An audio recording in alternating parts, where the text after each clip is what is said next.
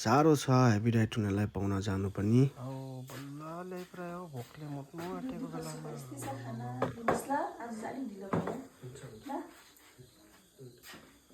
तपाईँले खानु भएको? लिनुहोस् न तपाईँ। म त लिइहाल्छु नि। तपाईँ सुँगुरको मासु खानुहुन्छ? सुँगुरको मासु अलिक सागसँग त मिठै लाग्छ मलाई। अलिकति खानुहोस् ल। हुन्छ। जुन कुरा चाहिँ मेरो फेभरेट हो त्यही चाहिँ मनपर्छ भनेर सोधिदिन्छ फेरि के भन्नु। अलिक लगाओस् न। लिँदै गर्नुहोस् ल, म अलिकति फोन चार्ज गरेर आउनु पर्यो। ए हुन्छ हुन्छ। खोइ त फोन चार्ज गर्नु जान्छु भनेको त आइपुगेन त भात सकिसक्यो।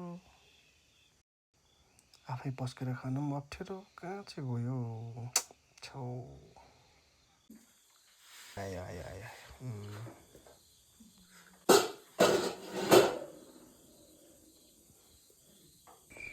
खोइ त अन्त याद पनि गर्दैन त यहाँ सकिसक्यो त पाहुनालाई त यादै गर्दैन त यो घरमा चाहिँ पाहुनालाई दुईपल्ट खाना दिँदैन हौ। म त यति नै खान्छु होइन फेरि राति भोक लाग्छ उपाय छैन अब इन्डाइरेक्टली माग्ने हो।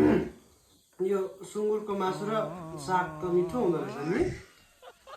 मैले त तपाईँलाई सोध्नै बिर्सेछु। ए होइन होइन होइन मलाई भएको भएको भएको भएको भयो?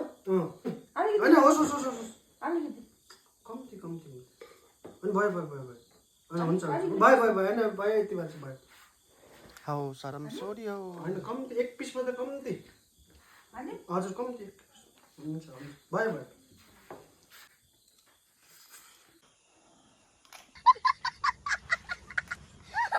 सरम गऱ्यो भने चाहिँ भोकै हुन्छ है।